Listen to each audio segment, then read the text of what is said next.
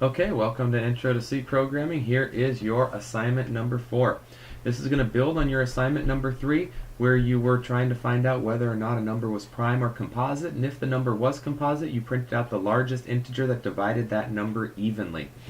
Here we're going to add 3 additional parts to your assignment number 3. Now, since this assignment builds on your assignment number 3, if you had trouble getting assignment number 3 working and you did not receive full credit on it, please come and talk to either myself or one of the TAs so that we are able to help you to get it working. I'm not going to post the solution to the assignment. However, we are going to be much more willing to provide you with code if you come and talk to us because you were not able to get assignment number 3 working. What we're going to do, there are going to be 3 things that you do in this assignment. The first one is you are going to display not only the largest integer that divides the composite number evenly, but also you need to display the largest prime number that divides the composite number evenly.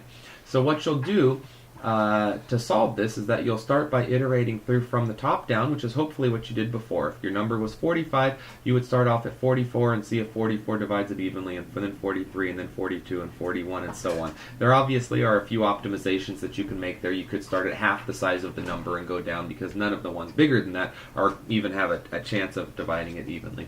But anyway, so you could start there and go down, and then once you find that a number divides it evenly, run it through a function that you've created called isPrime and see if the number is prime or composite. If it's prime, then you can print out that number as the largest prime number. If it's composite, then that's the largest number that divides it evenly, but obviously it's not going to be the largest prime number that divides it evenly. Okay, so that's your first step. Your second step is you're going to display the set of prime factors for a composite number. So if you found out that a number is composite, now you're going to have to print out the set of numbers that multiply to equal that number, the set of prime numbers that multiply to equal that. All composite values, actually all prime numbers, have a unique set of prime numbers that multiply to equal that. There's not going to be any different sets. There's only going to be one set that equals that one. So let's take a number like 20. The prime factors that would multiply to equal 20 would be 2 times 2 times 5, because 2 and 5 are both prime numbers, and that would be your prime factor set. There's not going to be any other prime factor set other than that one that multiplies to equal 20.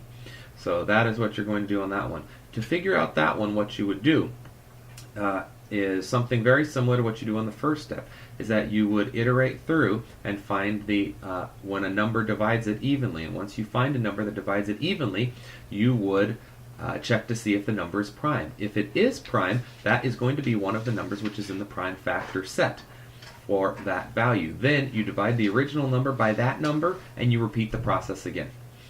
And then you would be able to do it. Since we have just recently talked about recursion, this could be a candidate problem for recursion, because we're just going to divide by that number and then we're going to do the exact same problem again. So you could solve this recursively if you would like. Obviously there's also an iterative solution if you would prefer to do it that way. The third task that you have here is that you are going to have, there are many sets of values that actually multiply to equal a composite number.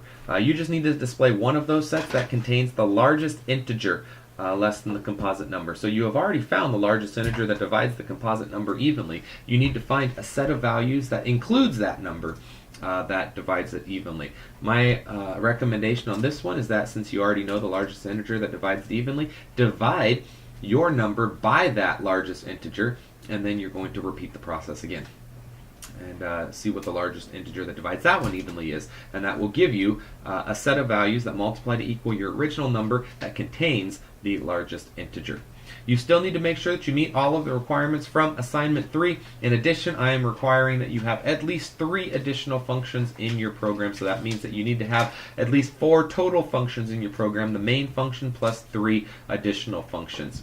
Also, I want to make sure that your output looks exactly the same as mine that I have here in the assignment. It needs to look exact. I say here, assume that this is a document from a job and your boss says it has to look exactly like this. Okay? So you see here just some examples. Enter a positive integer. 10 is composite. The largest number that divides it evenly is 5. The largest prime number that divides it evenly is also 5. The prime factors is 2 times 5, and the largest integer factor set happens to be the same in this case. 7 is prime. We're going to take out this part there. So You just to the next one that I had was 93. 93 is composite. The largest number divides it evenly is 31. You see that my prime factors and my largest integer factor set are both 3 times 31. Here's 99. This one's going to be a little bit different. It's composite. Largest number divides 99 evenly is 33. The largest prime number that divides 99 evenly, though, is 11. And then here our prime factors are 3 times 3 times 11. The largest integer factor set includes 33. In this case, it's going to be 3 times 33. Okay? And then to exit the program, we're going to enter a negative number just like we had on assignment 3. All right, if you have any questions, let me know. Good luck.